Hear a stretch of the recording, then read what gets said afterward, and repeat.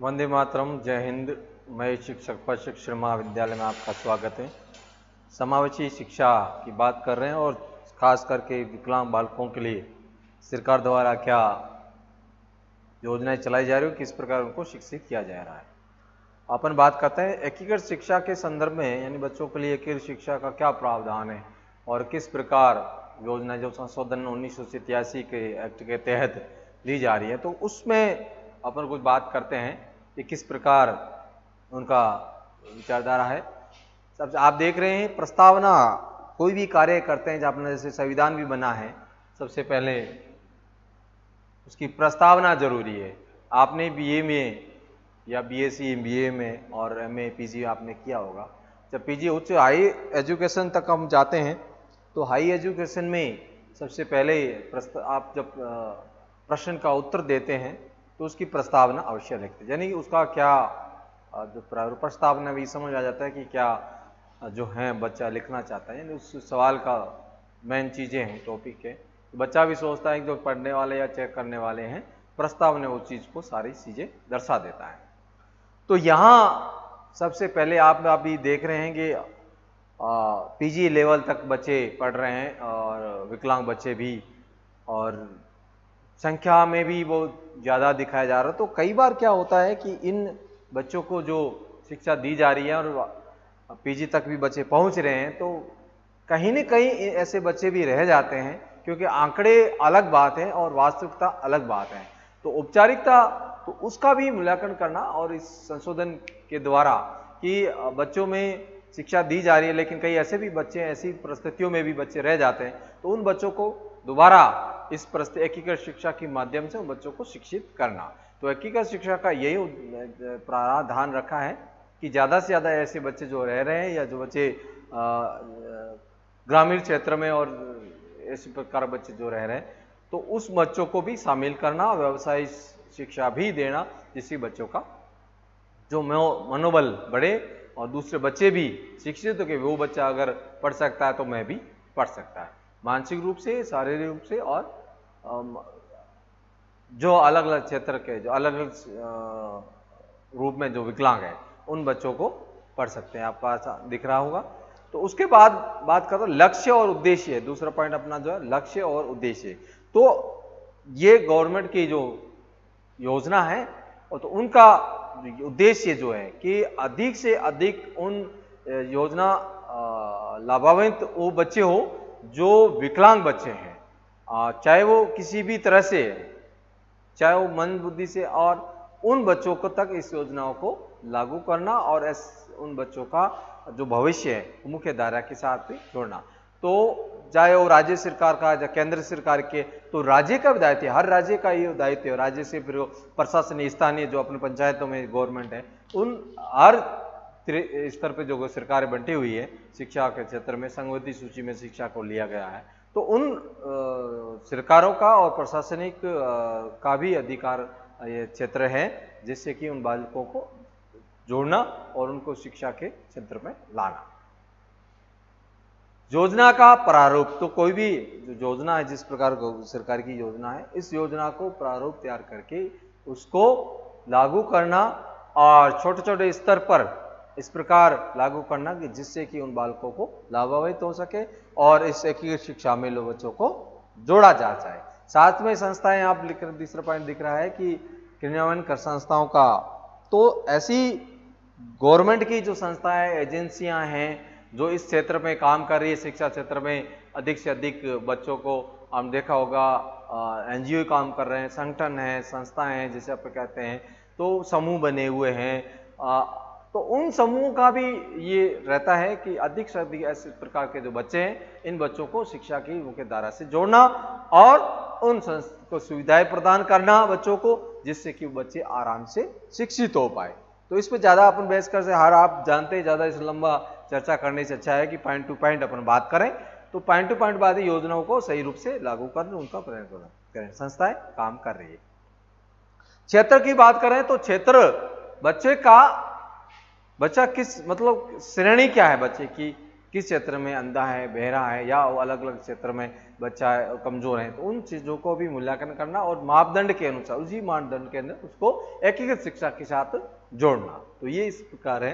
तो आगे है क्रियान्वयन के लिए जो प्रक्रिया है, तो उन प्रक्रिया के मतलब किस प्रकार किसी को लागू कर रहे हैं, तो ऐसा प्रक्रिया, ऐसी पद्धति, सही पद्धति हो जिससे कि जो शिक्षा की जो ये योजना बनाई जा रही है, ये योजना सही रूप से उसमें लागू की जा सके। तो इस प्रकार की क्रियाओं को चलना चाहिए। प्रशासनिक सेल जो मेन कार्य जो रहता है, चाहे तो एक क्षेत्र में जैसे दिया तो उसका एक अधिकारी बनाया जाता है, तो अधिकारी का ये पूरा जिम्मा है, उत्तरदायित्व है, उस अधिकारी का रहता है। शिक्षा प्रशासनिक, चाहे वो जिले स्तर पे हो, राज्य स्तर पे हो, अलग अलग क्षेत्र में, तो उससे नीचे ऊंचे नीचे इस प्रकार पूरा शरण एक कड़ी बनी होती, कड़ी टू कड़ी इस शिक्षा की योजना को लागू करता है। तो हर आदमी को उत्तरदायित्व दिया जाता है। तो लास्ट में जाके शिक्षक के पास जब उत्तरदायी आता है तो शिक्षक बढ़ाता है, ऊपर से सारी चीजें लागू की जाती है। तो प्रशासनिक का जो महत्व भूमिका इस बच्चों के लिए रहती है। अगला है कि विकलांग बच्चे जो हैं उसका समय समय पर मूल्यांकन करते रहना चाहिए कि किस प्रकार बच्चे शिक्षित हो रहे हैं, नहीं ऐसा। इसलिए जब पूरा से कड़ी जुड़ी है तो ऊपर से वो भी जांच आती है कि आप पढ़ा रहे हैं, बच्चे सीख रहे हैं कि नहीं सीख रहे हैं, तो समय समय पर उसका जो है फीडबैक या उसका फीडबैक लेते रहना चाहिए। तो उस प्रकार जिससे कि बच्चे हैं आराम से सीख पाए, उनको भी मालूम पड़ेगा हाँ शिक्षक पढ़ा रहे हैं और समय पर इसकी जांच भी, मूल्यांकन, हमारा मूल्यांकन भी हो रहा है। तो इस प्रकार की चीजें रहेंगी तो बच्चों को मूल्यांकन। अगला पॉइंट आपको दिखने रहा, बच्चों के लिए सुविधा भी देना। नंबर पॉइंट यहां लिखते हैं, विकलांग बच्चों के लिए सुविधा। तो सारी सुविधाएं रहने के लिए, खाने के लिए, पीने के लिए, भत्ते देना, 400 रुपये मंथली देना या 500 रुपये मंथली देना, सालाना देना, छात्रवृत्ति देना, तो और आवास के लिए खाना पीना, बैग, ये सारी सुविधाएं शिक्षा के क्षेत्र में जो चीजें चाहिए होती वो पूरी सुविधाओं को उपलब्ध कराना। तो ये इसका बच्चों के लिए सुविधा जरूरी है। अगला 10वां अगर पॉइंट अपन बात करें, विशेष शिक्षक की सहायता। तो अधिकारियों के साथ साथ ऐसे शिक्षक की भी नियुक्ति करें जो पूरे, आजकल जो पीओ के जिस प्रकार नियुक्ति होती है उसके अंदर का बहुत सारी स्कूलें आती हैं, तो प्राइमरी स्तर से लेकर छोटे स्तर पर के लिए बड़े स्तर तक धीरे धीरे इन प्रकार जो है शिक्षक, ऐसे शिक्षक की नियुक्ति करना, विशेष शिक्षक की, जो उस पूरी मॉनिटरिंग करेगा, उसके मापदंड तैयार करेगा, उसका सिलेबस तैयार करेगा या उनको बांटेगा, तो सारी चीजें वो है।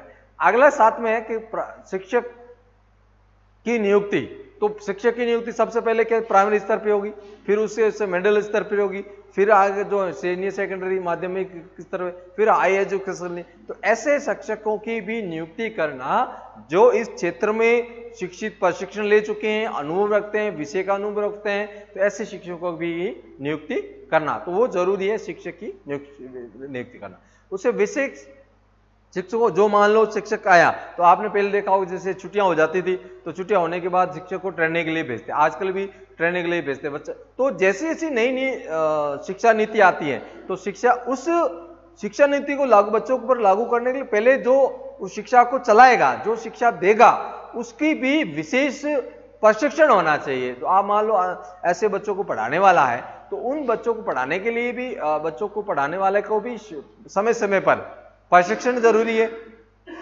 शिक्षा ऐसा जो व्यवहार है, ऐसा जो पद्धति है जिसको बच्चे से लेकर मृत्यु तक, जो मनुष्य जब तक सांस लेता है तब तक वो सीखता है। तो जैसे इसलिए जब भी आप किसी बड़े शिक्षक या शिक्षाविद को लेता, वो हमेशा ये कहता है मैं इस सब्जेक्ट का विद्यार्थी हूं,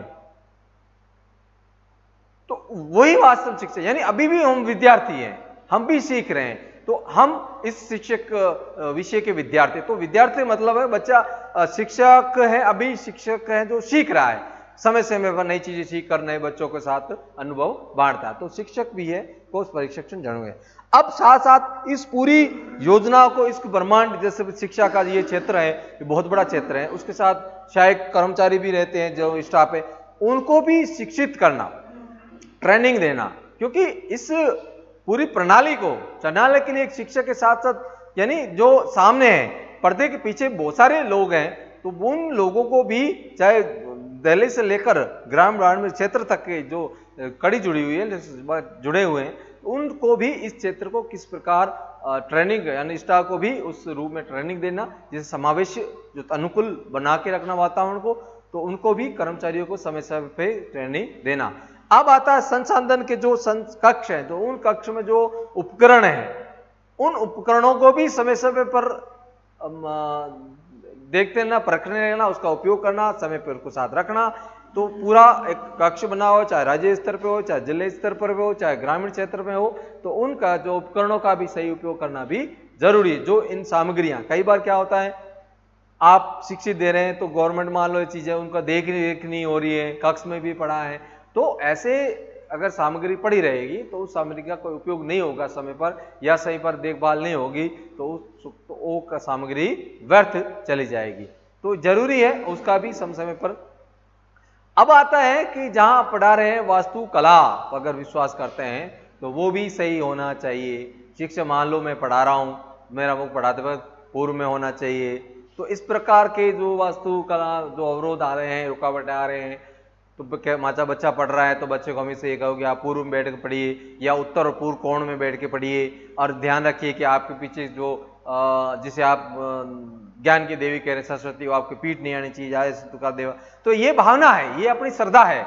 तो इस प्रकार इन चीजों का भी समय पर रखना चाहिए। आप किसी कोण में नहीं जाके बैठना, तो उठते वक्त आपका जो मुख है उत्तर या पूर्व में रहना चाहिए। और तो जैसे बालक जिस विद्यार्थी आवासीय विद्यार्थियों में रह रहा, तो बच्चा उठता है और सिर अगर उसका उत्तर की तरफ है तो उठते ही सीधा उसका मुख जो है यमलोक की तरफ चला जाता है, तो उससे, और जब सोता है तो एनर्जी जो आती है उत्तर की, वो एनर्जी नहीं आती है, नेगेटिव एनर्जी आती है। तो ऐसे कई जीवन की कुछ कड़ियां हैं जो हमेशा जुड़ी रहती हैं। इन चैलेंजों को भी हमें, अवरोधों को दूर करना, क्योंकि साइंस देखते हैं तो अलग फैक्ट देखते हैं, और आध्यात्मिक मनोवी चीजों को देखते हैं उसका फैक्ट अलग रहता है, धार्मिक स्तर पर देखते हैं उसका प्रभाव अलग रहता है। ये तो हर मनुष्य की अपनी फितरत, अपनी सोच पर निर्भर करता है कि आप किस वे में सीखते हैं, किस विषय। जब शिक्षा के जुड़े कई चीजें रहती हैं, कई पहलू रहते हैं, और कई पहलुओं पढ़ने में भी रहती है, क्योंकि हम जो हमारे शरीर है, इस शरीर के अंदर जो कोशिका है, साइंस के बच्चे कोशिका है, छोटे छोटे कण होते हैं। जैसे जैसे शरीर का जो ऐसा है, जैसे मान लो ये पैरों, उससे कोशिका बड़ी होती है, मोटी होती है, पर धीरे धीरे जैसे बढ़ते हैं तो उसकी कोशिका संख्या और छोटी होती जाती है। तो धीरे धीरे जैसे भी अपन पूरे शरीर का जब मापदंड आप पढ़ते हैं, तो शरीर के अंदर मस्तिष्क में जो कोशिका होती है, बाल से भी कुछ कणों पे और भी छोटी कोशिकाएं रहती है जो अपन को दिखते हैं। तो उन कोशिकाओं का भी प्रभाव उस वास्तुकला का भी प्रभाव पड़ता है कि क्या बच्चा क्या सोचता है, कभी डर तो नहीं रहा है, कभी ऐसा चीजें हैं हवाओं को या वातावरण को, परछाई को देखकर डर तो नहीं रहा। तो कई चीजें हैं, तो उसका जो मनोभाव है वो परिवर्तन हो जाता है। इन चीजों को भी शिक्षक को देखना होता है योजनाओं के साथ। तो ये सारी चीजें हैं, और शिक्षक सामग्री है, मान लो यही चीजें हैं, अब ये इसका सही उपयोग करना जरूरी है। अब मान लो एक आधा घंटे से मैं खोल करूंगा, ये सूख जाएगी, तो ये, और सही समय पर सही सामग्री का उपयोग करना,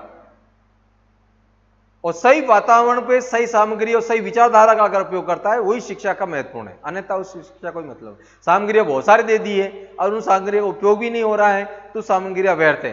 क्योंकि जब विकलांग बच्चों को, इस पर मंदबुद्धि बच्चे, उनके लिए जो सामग्रियां हैं, जो उपकरण है, उसका सही प्रयोग करना जरूरी, अन्यथा वो बच्चे वो शिक्षित उपयोग नहीं होता है। तो ये अगला जो है, कुछ नियम होते हैं, तो उन नियमों में देखो, हर प्राणी और देश के प्राणियों के लिए एक नियम बने हुए हैं, तो कहीं ना कहीं इस विकलांग बालकों के लिए नियमों में भी छूट होनी चाहिए, जिससे कि आप आराम से बच्चा शिक्षित हो पाए। ऐसा नहीं है कि ऐसे दंड पाओ।